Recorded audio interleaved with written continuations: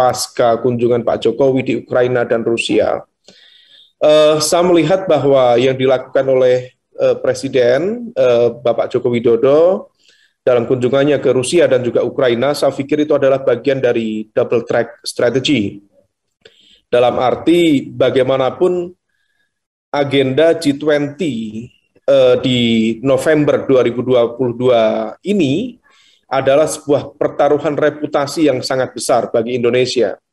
Sementara pelaksanaan agenda G20 saat ini itu tidak seperti G20 yang sebelum-sebelumnya. Saya sendiri pernah menjadi bagian dari panitia besar G20 waktu itu yang diselenggarakan di Brisbane, di Queensland, Australia. Ya kita tentu sibuk, tetapi kesibukan itu kita nikmati betul karena sifatnya hanya menjalankan hal-hal yang sifatnya protokoler. Artinya tidak ada dinamika yang begitu intens, tidak ada sebuah tensi yang membuat kita juga berdampak terhadap bukan hanya keamanan global, tapi juga keberlanjutan ekonomi global, kebangkitan ekonomi global pasca COVID ini. Nah, oleh karena itu situasi yang saat ini tentu sangat berbeda, dan itu dilalahnya. Jadi ini juga blessing in disguise. Beban itu, tanggung jawab itu diterima oleh Indonesia, dan Indonesia sendiri menjadi anggota G20 sendiri sejak era Pak SBY, ya, dan kemudian sekarang mendapatkan posisi sebagai presidensi G20 dan kemudian mengemban sebuah beban yang sangat besar itu. Kenapa itu sangat besar? Kalau kita cek sebelumnya, pasca invasi Rusia ke Ukraina, intensitas dan juga dinamika di dalamnya sangat luar biasa. Indikator yang besarnya tentu ada banyak, ya. Kemarin yang terakhir adalah walkout, ya, dari sejumlah menteri keuangan dalam pertemuan G20 di Amerika Serikat, dan itu adalah sebuah langkah dan juga sikap diplomatik yang cukup clear dari negara-negara dalam barisan Barat dan sikapnya terhadap Rusia. Tetapi bukan hanya itu, bagaimana kemudian kita bisa melihat statement Australia sebagai negara anggota G20 terdekat dengan Indonesia, kemudian memberikan statement yang cukup clear bahwa kalau misal Putin misalnya datang ke Indonesia dalam agenda G20, maka Australia sebagai, kalau kita sebut sebagai Deputy Sheriff of the United States of America in Indo-Pacific, dan dia adalah aktor yang mengkampanyekan untuk tidak hadir di agenda G20. Tentu ini adalah pertaruhan reputasi yang sangat luar biasa. Oleh karena itu, begitu kemudian kemarin kita mendengar Presiden Jokowi ingin hadir langsung bertemu dengan Presiden Zelensky di Kiev, di Ukraina, kemudian juga bertemu dengan Presiden Putin di Rusia, saya pikir itu adalah sebuah langkah yang cukup berani, patut diapresiasi, dan sebagai langkah yang sifatnya all out terhadap upaya penyuksesan agenda G20 itu. Tadi pertama saya sebut itu sebagai double track strategy, karena langkah ini menyentuh dua aspek.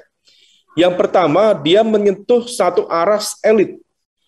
Bagaimanapun juga konflik Rusia, Ukraina bukan semata-mata sebagai sebuah pertaruhan dari dua negara, tetapi ada kekuatan-kekuatan besar di balik konflik itu. Dan kemudian elit yang dimaksud di sini adalah salah satunya elemen-elemen yang berada di forum G7, yang dia adalah pemegang kekuatan ekonomi 31% GDP dunia, sedangkan G20 memegang sekitar 80% GDP dunia.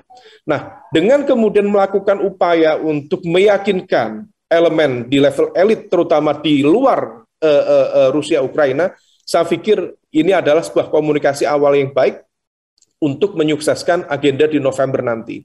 Itu di aras elit. Yang kedua, Presiden langsung juga menukik masuk ke konteks persoalan, dan belum ada satupun kepala negara selain sejumlah elit Eropa, terutama Presiden Macron dan juga dari Prancis dan juga Perdana Menteri Inggris yang juga mencoba menemui menemui Zelensky di Kiev. Maka kemudian apa yang dilakukan Indonesia ini, saya pikir ini adalah sebuah langkah yang cukup strategik, jadi hal teknis tetapi bermakna strategis di dalam upaya, kalau kita membahasakan dalam konteks upaya untuk mewujudkan perdamaian, ya perdamaian. Tetapi yang kemudian perlu kita apresiasi, hadirnya Presiden Jokowi ini kemudian menjadi jeda tempur. Setidaknya pada hari-hari itu menciptakan jeda tempur antara Rusia dan Ukraina. Meskipun tentu ekspektasi publik hadirnya Presiden Jokowi akan mengakhiri perang antara Rusia dan Ukraina, mungkin to some extent dalam konteks konflik yang sangat intens, ya, saya pikir mungkin ekspektasi itu cukup berlebihan. Tentu semua orang berharap konflik itu perang itu akan segera berakhir. Tetapi tentu tidak bisa begitu mudah, intensitas itu langsung drop pada satu level berhentinya perang.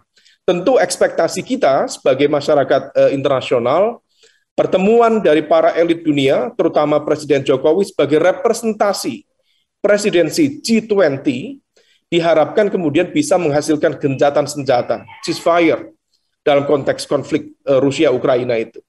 Meskipun demikian, pada saat yang sama, tentu juga ini diharapkan bisa menjadi agenda economic recovery pasca COVID-19 yang tadi sudah disebut oleh Mbak Ica. Karena kalau misal kita cek, di bulan Februari, sejak awal invasi itu dilakukan oleh Rusia, tentu banyak yang berharap ini konflik perang dilakukan dalam skala yang besar dan cepat. Karena dari segi kapasitas kekuatan militer, ini komparasi yang tidak comparable. Rusia melawan Ukraina. Tetapi ternyata saya menilai bahwa yang dilakukan oleh Rusia ini adalah semacam indecisive oppression. Karena apa? Karena kalau misal kita cermati polanya, dia tidak melakukan pola seperti perang yang kemudian sifatnya dilakukan secara terstruktur dan masif. Kalau kita cermati sejak awal, titik-titik serangan itu terpusat lebih banyak di bagian selatan. Dan titik serangannya itu tidak terkonsentrasi penuh di sejumlah titik. Kalau tidak salah ada 5 titik. Kalau dalam operasi militer, kalau menurut teman-teman di secara teknis mengelaborate strategi perang, itu umumnya harusnya itu hanya cukup 3 titik serangan. Tapi per kemarin, sejak Februari sampai sekitar Mei, itu ada 5 titik serangan di bagian selatan. Artinya apa? Disebar. Jadi ini bukan decisive oppression, tetapi ya indecisive oppression. Nah, kalau misal demikian, maka sebenarnya langkah yang dilakukan oleh Rusia itu sebenarnya adalah upaya ganggu gusar. Jadi serangan ganggu gusar untuk melakukan warning misalnya terhadap NATO supaya kemudian tidak melakukan langkah-langkah lebih lanjut, dan itu kemudian terkonfirmasi per hari ini ya sifatnya tidak kemudian melakukan perlawanan terbuka. Nah, impact dari perjalanan panjang konflik itu adalah tadi disampaikan semakin tidak stabilnya ekonomi dunia, komoditas harga-harga komoditas juga semakin naik, dan kita bisa cek per tanggal 1 Juli kemarin, itu harga minyak dunia itu meningkat secara perlahan, di tanggal 1 kemarin meningkat 2%, menjadi sekitar 111,63 US dollar per barel, atau meningkat sekitar 2,4% dari posisi sebelumnya. Artinya apa? Artinya bahwa situasi ini kalau misal kemudian dibiarkan, memang dari segi harga jauh masih dibandingkan dengan fluktuasi harga yang terjadi di tahun 2008 ya, waktu itu yang sampai sekitar 145 US dollar per barel, sehingga kemudian kita goyah semuanya itu. Tetapi meskipun ini masih di angka 111, angka ini tergolong tinggi. Dan impact-nya adalah ruang fiskal sejumlah negara berkembang betul-betul kemudian terdampak. Nah, inilah yang kemudian memaksa sejumlah negara untuk segera mengambil langkah. Apa yang dilakukan oleh Indonesia melalui kunjungan Presiden Jokowi, saya pikir itu langkah yang cukup progresif, setidaknya untuk mengembalikan tradisi multilateralisme untuk penyelesaian konflik antar negara supaya kemudian tidak lagi masuk dalam zona yang sifatnya pertarungan ego antar elit. Ego antar elit. Nah, itulah yang kemudian beberapa kali disebutkan, ditulis misalnya oleh teman-teman dari University of Sydney, ada John Keane, dia menyebut despotic regimes, a new global competitor to be reckoned with. Itu dia mencoba untuk memahami bahwa pergeseran ini cukup serius dan ini harus dihentikan. Bagaimana kemudian rezim-rezim despotik ini menciptakan impact ekonomi, politik pada skala yang sangat besar. Dan kalau kemudian tradisi multilateralisme sudah mulai digeser, saya pikir impact-nya bisa kemana-mana. Nah, oleh karena itu, di level ini, kita tentu harapkan ada proses perbaikan.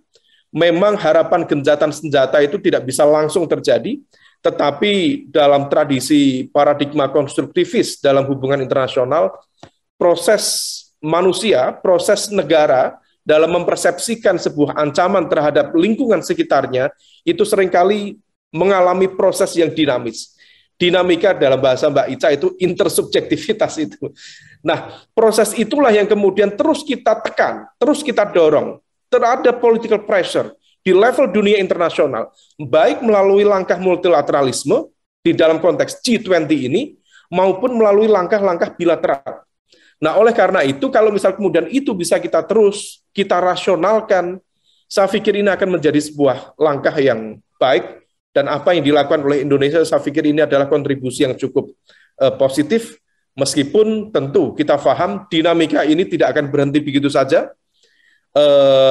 Statement-statement yang berpotensi pecah belah juga masih terus bermunculan, spekulasi-spekulasi semacam itu. Kita juga kaget tiba-tiba kemarin Perdana Menteri Italia menyampaikan bahwa Presiden Jokowi mengatakan Putin tidak akan datang. Diharapkan mungkin di level elit Western akan hadir di G20, tetapi tentu kita berharap skema ini segera bisa terselesaikan. Kalaupun Putin tidak datang, ya setidaknya bisa terfasilitasi lewat online misalnya, atau juga pada saat yang sama harus egaliter.